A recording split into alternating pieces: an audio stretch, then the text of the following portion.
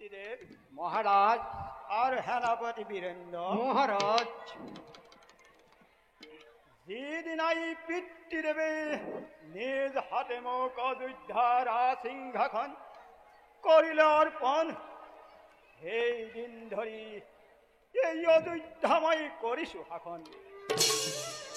এই ধরে জ্ঞান লাভের দিন ধরি নিতৌ করিছু হরির গুণানুকীর্তন। হরি গুণানুকীর্তনে হইছে জীবনের লক্ষ্য মোর। কিসে মন্ত্রীদেব মহারাজ। আসনে কুখলে সমস্ত অযোধ্যার প্রজাগণ, করিছেনে সকলো প্রজাই সুখ শান্তিৰে বাস। হৈছে নেকি কিবা অমঙ্গল? মহাৰাজ, আপোনাৰ শাসন কালত অযোধ্যাৰ সকলো প্ৰজাই ঘৰে ঘৰে কৰিছে এই শ্ৰীহৰি গুণানী কীৰ্তন। মহাৰাজ। সেনাপতি মহাৰাজ।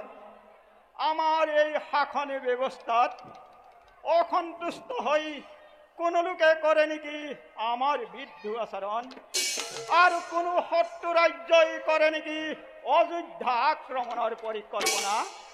মহারাজ, এই অযোধ্যার কারণে কোনো শত্রুয়ে কোনো পরিকল্পনা করা নাই।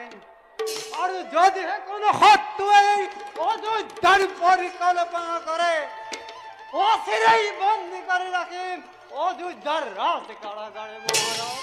ধন্য ধন্য সেনাপতি আৰু মন্ত্ৰীদেৱ, মহাৰাজ। আপোনা হবে দুয়োৰে কথাত অতিকে সন্তোষিত মই। সেনাপতি মহাৰাজ। আমাৰ সৈন্যসকলক উপযুক্ত ৰণশিক্ষা কৰিছনে প্ৰদান?